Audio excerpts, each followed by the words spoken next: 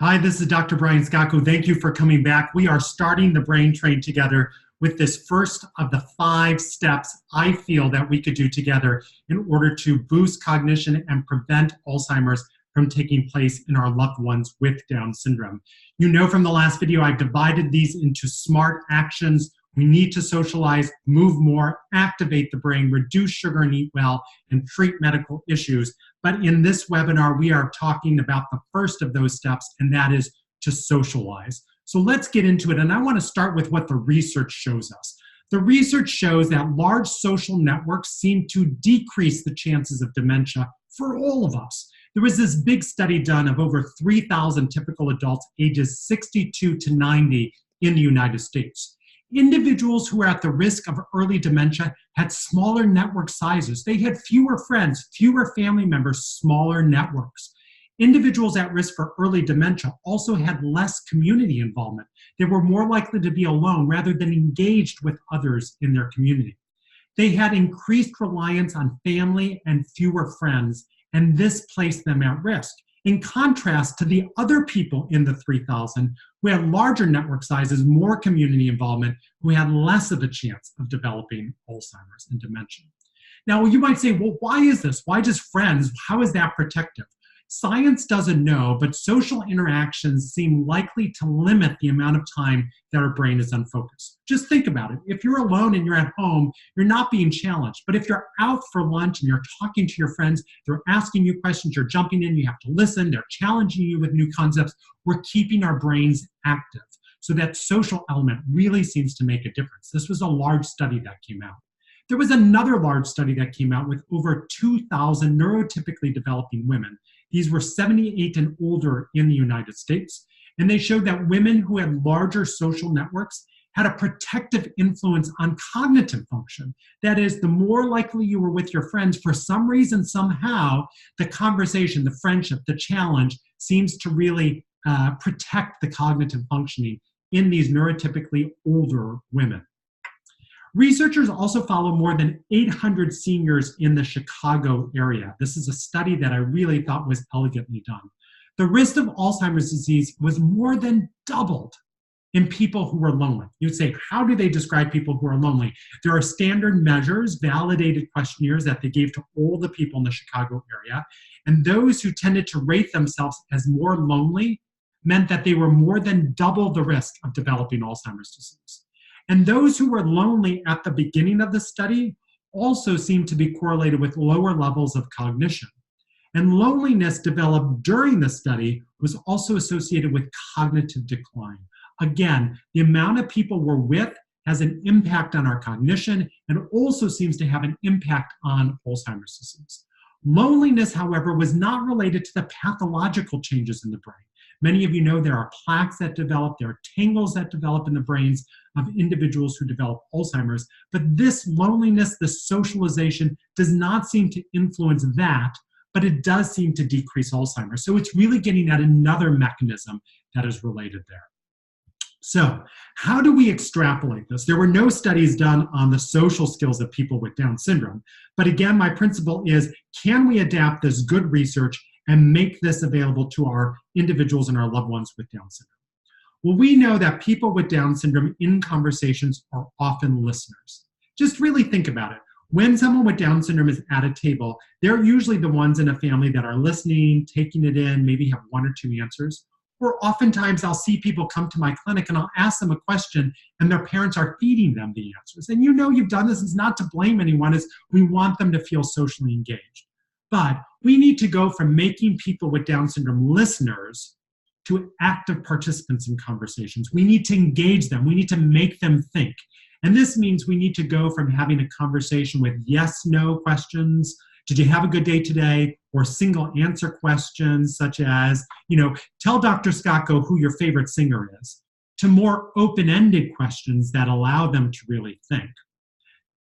Describe your favorite music to Dr. Skotko. Tell me what some of your favorite things that happened today. Tell me what you like to do with your friends. I think oftentimes that we get reluctant to allow space and time to exist, and we need to be so patient. Our world's so rapid. We want responses right away, and I think a lot of people with Down syndrome could come up with the answers if they just had more time. And I am saying there is value in waiting for that answer. So if we say, tell me about your day, an open-ended question, and there's a pause, rather than jumping in and say, oh, well, what did you eat for lunch today? All of a sudden, we've cut it off and we've given them a train of thought. But waiting, and if they come forward with an answer a little bit later, they've thought, they've crunched through it, they've worked their brain, they are engaging in social networks in order to make that happen. So here's my first homework assignment. I want all of you to have a meaningful conversation with your loved one with Down syndrome for 5 minutes every day. And you're like, oh, we do that already. But really, just the person with Down syndrome, I want you to set some time where you're sitting down with them and practice, because it is so easy just to pepper them with easy one word questions. But I want you to sit there and just have a conversation with open-ended questions. Actually, if you're doing this homework assignment right, it's probably going to be hard and at first awkward and a little bit painful. But this is what we need to do. Engage them in listeners. So set the timer. Give yourself a time every day. It doesn't need to be the same time, but this will be great bonding for you and the person with Down syndrome. A meaningful conversation for 5 minutes every day with open-ended questions, giving them time for response. Now, this is something that can be adapted to people of all different language skills. Those of you who might have a loved one with Down syndrome and autism, or Down syndrome and expressive communication challenges, you know that there are many augmentative and alternative communication devices. These can and should be used. The answers to these don't necessarily have to be in words, but they have to be in the form of their mode of communicating. Again, the goal is not necessarily the output, but it's the brain processing that goes on, the thinking of what's the answer, how do I remain socially engaged? The output is simply the mechanism by which we can understand what their brains are processing. Many of you have iPhones and iPads that are downloaded with these picture communication symbols. These are great devices for those so that the language, the expressive communication, doesn't get in the way of this great practice of socializing and working the brain. We also need to help nurture friendships. People with Down syndrome of all ages need help maintaining friends. Oftentimes, it doesn't become natural to them, and this is because there are multiple barriers. One, transportation could be a real issue, right? Teenagers with Down syndrome might not be able to drive, and they're dependent on you to drive them there as a caregiver. Adults with Down syndrome might not have public transportation in their area, so they're dependent upon you to be able to nurture those friendships. That could be a limitation.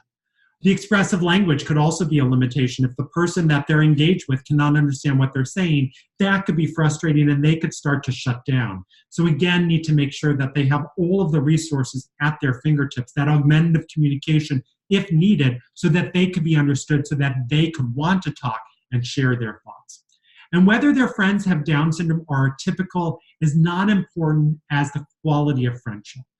Oftentimes I hear from parents who are very well-intentioned. They say, well, I want my kids to have a lot of typical friends, and I just don't want them having friends with Down syndrome. And they're pushing and pushing and pushing to try to engage with typical friends. And that's great if there's a good bond with some typical friends. But oftentimes those neurotypical friends grow up and they move away from the hometown community, they go away from college, and the person with Down syndrome then becomes very lonely. So I always say that it's the quality of friendship. If the person with Down syndrome has 1 or 2 friends and they happen to also have disabilities, who cares? The fact that they have friends, someone that they could talk to, someone that they could be meaningful with, that is neurocognitively protective as much as we believe in preventing Alzheimer's. So again, making sure they have a nice portfolio of friends, and the quality of the friendship is more important than counting how many neurotypical friends that they might have in their repertoire. So another homework assignment. I want you to help your loved one identify 1 or 2 really good friends who are not in the family. You can't name aunt, you can't name grandma. I want 1 or 2 friends that they could schedule some time for in-person, one-on-one time. You might have to overcome transportation. You might have to overcome some of those expressive language, but really help them come up with a list of people they enjoy and make it a point to say, I will give you time to get together with that person. We are going to drive you there so that you could have coffee, you could have lunch with that person, you could go over their home to spend some time, because know that that could be some of the best medicine ultimately, again, to prevent Alzheimer's from coming in. I love this quote. We need to use but not depend on social media for friendships. People ask me about video and can video be kind of a substitute. Here's what John Caposio said, who's the director of cognitive and social neuroscience at the University of Chicago. Using social networking as a substitute for human contact can be like eating celery when you're hungry. It makes you feel better for the short while, but it isn't real nourishment, so you get hungrier in the long run. Social media is nice, but in essence, it doesn't substitute for that in-person, human-to-human contact. So with the same 1 to 2 really good friends that you've identified, your homework assignment is to schedule one-on-one, in-person, or video chatting. So video chatting will be great if that is what breaks down the barriers of distance and demographics. But if at all possible, really try to do that one-on-one in person.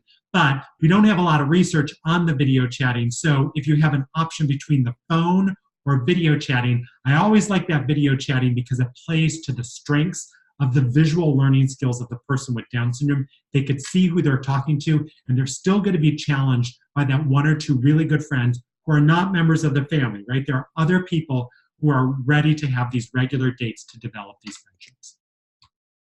All right, those of you who are challengers, I'm going to challenge you to the next thing. You might say, oh yeah, we already got that down. Well, let's talk about cutting the electronic cord. The American Academy of Pediatrics recommends less than 1 hour of screen time for people ages 2 to 5, and even limited time for people 6 years and older. I'll make it simple for you. Anyone with Down syndrome should have less than 1 hour of screen time per day. That is phone, that is iPad, that's iPod, that's TV, that's videos, that's video games per day, all right? So here's the homework, especially for you challengers who want this extra credit homework. I want you to place the TV, only 1 TV in your whole house, in 1 room in your house.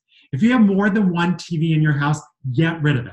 I've done it here in my house, and it was hard at first. We had all these TVs, and I liked access to media, and I said, boy, I need to really challenge myself and not go for the lazy turn on the TV. So in our house here, we only have 1 TV, and it's only in 1 room. I do not want that TV on in the background at all times. The common American family has a TV going. You turn it on in the morning, on Saturday, and it's just always going, it's rotating through. Why? Because it's so easy for the person with Down syndrome to sit in front of that TV and do what? Be passive. When you're watching TV, you might think, oh yeah, we're watching a show, but it is a passive brain. It's not as active of saying, gee, I don't have a TV. I want to watch my program. You say, nope, not watching TV right now. The TV is off limits. It's in that other room. So the person with Down syndrome is going to have a meltdown. They're going to get angry at first, but then they have to be creative. They either have to find something to play with, which we're going to talk about. They have to read. They have to call that friend. They have to engage. They have to actively use their brain. I want to avoid the passivity that comes with TVs. It's only going to work if the whole family is behind us. So if you're in for this, donate all those extra TVs. I'm serious. Donate those extra TVs and only have 1 TV in your house. And the person with Down syndrome, and I would say everyone, only gets up to 1 hour of screen time per day, and it's in that 1 room. And whatever happens, when you're having dinner together, please don't have the TV on. That is a beautiful opportunity to practice conversation, to practice those open-ended questions. Homework. Establish the rules for electronics in your house. Video games. I know kids love video games, but overwhelmingly they're passive activities and they're not an active way to use the brain. My recommendation, kick them out. We don't need the video games. People with Down syndrome, we need to prevent Alzheimer's. We need to improve cognition, and the video games are not going to get us there. If you must, limit it to 1 hour of screen time. All that needs to add up. But my challengers, I know you could do it. Limit the TV and the screen time. All right, let me review the homework. The homework for S or Socialize. Have a private, meaningful 5-minute conversation each day. Go ahead, I want you to time it. That 5 minutes is going to take longer than you think, and you know from the research, really engaged conversations go a long way. In addition to you, I want you to find 1 or 2 other friends that the person with Down syndrome identifies, and I want in-person or video chats, if not possible, on a regular basis to have those conversations. Second, I want you to cut the electronic cord at home, and I want you to limit the time and usage. Let me know how this is going. Share with me how it's going on social media. I love to see pictures or videos on what you're struggling with and how this is working. And I hope you'll join me for the next webinar in our series where we're going to talk about the M, which is move more. How moving more can really challenge the brain and prevent Alzheimer's perhaps. I'll see you soon.